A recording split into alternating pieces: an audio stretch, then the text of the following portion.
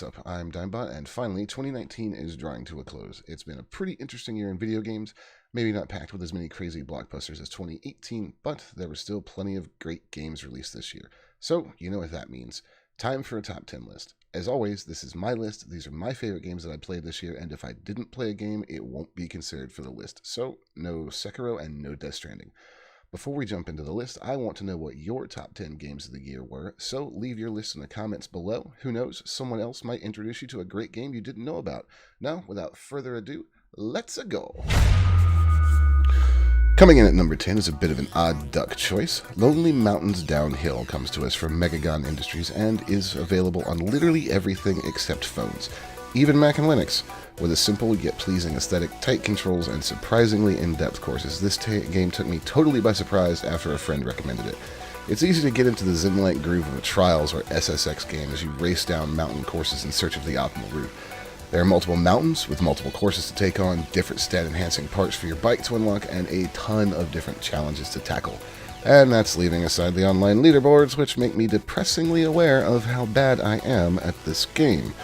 Risky shortcuts, a stamina bar you can tap into to get a speed boost, and the sound of the mountain air whipping by you as you fly across a canyon at breakneck speed combine for a gameplay experience as challenging as it is satisfying to control.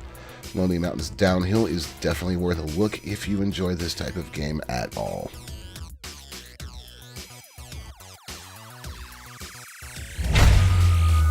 Number 9 should need no introduction.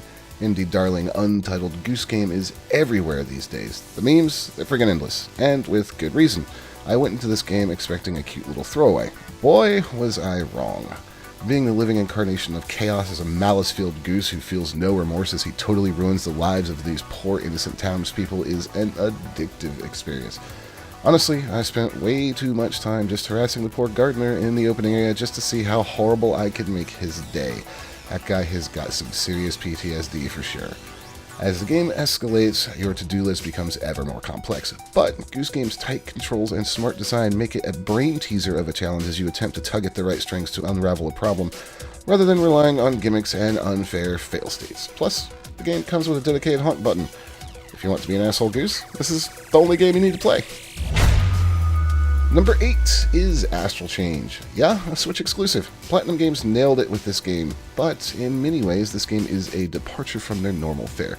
Taking place in a world where humanity is on the brink of extinction, you play as a police officer in a special neuron unit which is tasked with defending the rest of the city from extra-dimensional monsters known as chimeras. To battle these fearsome beasts, you use a chimera that has been captured and chained to do your bidding. Because anime logic. The gameplay is split up into distinct sections, an investigation of some type of crime scene or chimera attack, and then a battle portion. While the investigations are far slower paced than most normal Platinum games, they're fun and interesting as they help to further the rather insane plot of this game. Battle, though, is where this game really shines as you control both your character and one of your multiple chimera partners at the same time. While this might sound impossibly complex at first, it soon becomes second nature as you send your partner across the battlefield and then use the chain connecting you, the titular Astral Chain, to knock back and stun an opponent, then rush in for a coordinated beatdown. With multiple weapons and chimera that you can switch between on the fly, combining ranged combat, swords, batons, and bare fists, the combat is fresh, frenetic, and flashy. It also runs great on the Switch, the soundtrack is an absolute banger, and the story is pure insanity. In other words, if you have a Switch, you need to play it. Bloodstained Ritual of the Night was a decision I debated for this list. The spiritual successor to Castlevania, this game is fantastic in so many ways, aside from the Switch ports. I love my Switch, but sorry guys, that port is hot garbage. If you can get it on literally any other platform, do it. The graphics, music, and atmosphere of this game are brilliant, harkening back to the days of the DS Castlevania games, only with 3D models instead of sprites. The castle you explore as you attempt to free a small village from the demonic menace that haunts it is huge and filled with secrets. Add to that a robust RPG system, shards that allow main character Miriam to learn powerful abilities from enemies she defeats, and a crafting system that's actually meaningful and useful, and there's a very compelling and worthy successor to the Castlevania throne here. My only complaint is that the middle section of the game can feel somewhat undirected and leave you a bit lost as to where your next objective lies. I love exploration as much as the next Metroidvania fan, but even this felt like a small misstep to me. Still, combat is great, enemies have some truly fun designs, and the challenge is pitch perfect.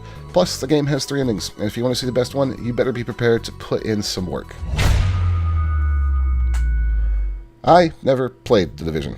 I did, however, play far, far too much of Tom Clancy's The Division 2 this year. You know the drill by now. A plague has ravaged the US, and a secret government agency known as The Division has been activated to help save, well, everything. Create your very own Division agent and then step into the stunningly recreated city of Washington, D.C. to take on street gangs and eventually a ruthless paramilitary organization known as the Black Tusk. What makes this game so addictive is its rock-solid cover and shooting mechanics. Very rarely did I feel like I died to the game misreading my inputs. More often than not, it was my own stupidity that led to me being down and my teammates having to come pick me up in our hours of multiplayer battles. Sorry, Nitrous. While most games as a service titles launch with a lack of content, The Division 2 was jam-packed from launch. While there were a few missteps such as loot drop issues and excessive grinding just to get what you wanted to finish your ideal build, most of those have been addressed in updates since. What hasn't changed is the amazing attention to detail in the overgrown and ruined city of Washington, D.C. With strongholds inside basketball arenas turned into gang fortresses, a whirlwind dash through a medical camp turned into a razor wire-covered hellscape, and a rain-soaked siege of a government agency's former headquarters, Division 2 knows how to do set pieces right. If you have a good group of friends or can find a good plan, the shooting and looting in the Division 2 is as good as any of its peers on the market. What do you get when Pokemon makes the jump from handheld to, well, more powerful handheld and home console? You get Pokemon Sword and Shield. This is a very divisive game with a lot of people very upset about the removal of so many Pokemon from the national decks. But with a fun story, a fantastic approach to gym battles that make them feel bigger, better, and more important than ever, raid battles, some awesome starters, and some really, really fun new Galar region Pokemon, I, for one, was quite pleased with this game. Now, I'm not a huge Pokemon player. I've only played a few of the games, so take my opinion for what it's worth, but Game Freak's Pokemon-ified recreation of the UK is really fun to be in, and the battles are really fun to be in. It's just a fun, wholesome game, and I'm having a ton of fun tooling around just looking for shiny Wooloos. Yeah, Pokemon. Gotta catch them all.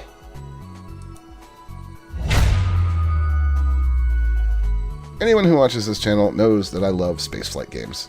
Like, a lot. But every so often I want something a bit more arcadey than Elite Dangerous. Enter Rebel Galaxy Outlaw, the prequel to Rebel Galaxy. Unlike the first game, Outlaw casts you as Juno Markev on a quest to track down her husband's killer. No capital ship, just you and your fighter. You can play in third person or first person, enjoying either the fantastic ship models or the delightfully old school style cockpits with their Wing Commander style chunky CRT displays and really hideous color palettes. You can trade, mine, run mercenary missions, and even buy and upgrade your own space station. With a ton of handcrafted solar systems to explore, there's plenty to see and do in the game. The ability to summon companions you've met through story quests adds a welcome bit of help to combat, and speaking of combat, that's where this game truly shines. Developer Double Damage was determined to eliminate the old-style turn until you see the enemy, shoot them a bit, and rinse and repeat style of space dogfighting that's been a staple of the genre for years.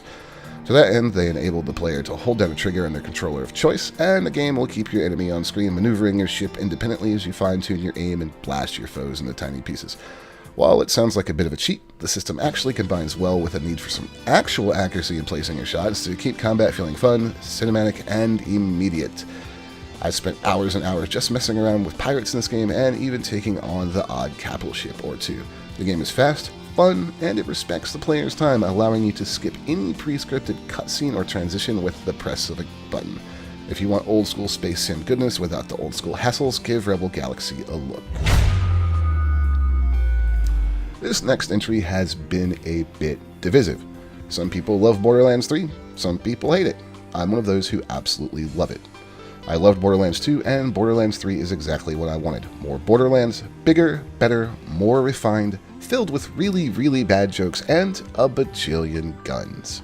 The 4 new Vault Hunters are each fun in their own right, fostering wildly different playstyles. Punching everything to death with Amara is totally different than my maximum explosive damage Moe's build that literally lights the world aflame with explosions. With more varied locations and more bosses than any game in the series before, there's a lot to see and do in Borderlands 3. While the main antagonists Tyreen and Troy don't live up to Handsome Jack, they do have some fun moments. But we're here for the loot, and oh my god, is there a ton of it. So many guns, so many shields, relics, grenades, so many class mods to find and try. And Gearbox has been tweaking the game since launch, and it's now much easier to find what you need to finish out your chosen build. Grabbing some friends and diving into the wastes of Pandora or the neon-soaked cityscapes of Promethea as you blast everything in your path to smithereens is immensely satisfying. With the Mad Moxie's Heist DLC having just dropped and more content on the way, it looks like I'll be hanging out in the insane blood-soaked universe of Borderlands for a long, long time to come. Alright, look. It's been so long since we got a good Star Wars game. In fact, it's been since EA took over the license. Imagine that. So I think it's not an exaggeration to say that the entire gaming world was stunned when Respawn Entertainment, makers of Titanfall and Apex Legends, revealed a single-player-only, microtransaction-free Metroidvania meets Bloodborne game set in the Star Wars universe where you play as a Jedi Padawan that survived Order 66 and the Purge of the Jedi. That is one hell of an elevator pitch, boys and girls. And you know what? They knocked it out of the park. Fallen Order is fantastic. The controls are great. The semi-open world levels designed so that they fold back in on themselves as you open up new paths by learning new force powers are beautiful to behold and a joy to traverse. Combat is demanding and requires careful thought. Just swinging your lightsaber around like a maniac is going to get you killed real fast. You have to assess the situation. Parry that stormtrooper's blaster shot back at him, grab his friend with force pull and cut him down, hit that purge trooper with force slow, get in a few hits to take down some of his block meter, and then look for the opportunity to parry and open him up to a dramatic finisher. The gameplay loop is excellent, and it's coupled with a well-written and active story that also happens to be canon in the Star Wars universe. Padawan Cal Kestis is a bit of a cipher in the beginning, but he does come into his own as the story progresses. His crew, Seer and Grease, are critical components to the story, offering humor and drama, but the one character that steals the show is your droid buddy, BD-1. He honestly steals every scene that he's in. All of them.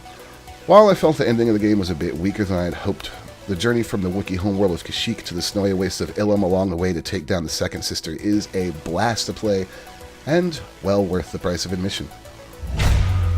And now we arrive at number 1. My favorite game of 2019. The Outer Worlds from Obsidian Entertainment. Yeah, the guys that made Fallout New Vegas, KOTOR 2, and Alpha Protocol, among others. The studio helmed by the very men who created Fallout in the first place. And this game is sublime. The voice acting is some of the best I've ever heard in a game. It takes place in the Halcyon system where you wake from your cryo chamber in a colony ship with a possibly mad scientist named Phineas Wells asking for your help to save the colony from the corporations that own everything. Even the workers. In other worlds, you even have to pay rent on your own gravesite. This grim reality serves as the backdrop for a first-person RPG adventure that sees you travel from planet to planet with up to 2 companions by your side as you try to stop the machinations of the board and solve the problems of the poor corporate peons just striving to survive. It is a ruthless, never-ending takedown of capitalism, but it works. Because the writing is top-notch, the scenarios you find yourselves in are often surreal and extremely grim, but the game always has a one-liner or joke not too far off to lighten the mood.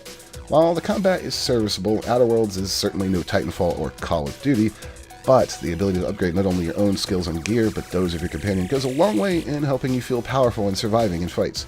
Each companion also has a special ability that can really turn the tide of battle as well, and they never get old when you see Vicar Max stick a shotgun in someone's face, or watch Nyoka unleash hell with her chain gun. The dialogue system in this game is also truly something special. I chose to be as dumb as possible, but I also pumped massive amounts of skill points into leadership, tech, and medical knowledge. This resulted in some truly unique skill checks and conversations, such as my being able to hit a malfunctioning robot with a wrench, and it actually fixed it. Flexibility in how you approach any situation in the Outer Worlds is almost unlimited, up to and including killing literally everyone you meet. Obsidian has made an amazing RPG here, one that I'm going to play many, many times just to poke at the edges of all the possibilities. It strongly deserves my number 1 spot this year, but if for some reason you still aren't convinced, I have one more thing to say. Parvati. And that's going to do it, guys. Hope you enjoyed the list. Hey, don't forget to put your own list in the comments below. Thank you so much for watching. Be sure to hit subscribe and ring that bell icon so you know when I post new videos. Thank you guys so much for watching in 2019, and I will see you in 2020. Bye-bye.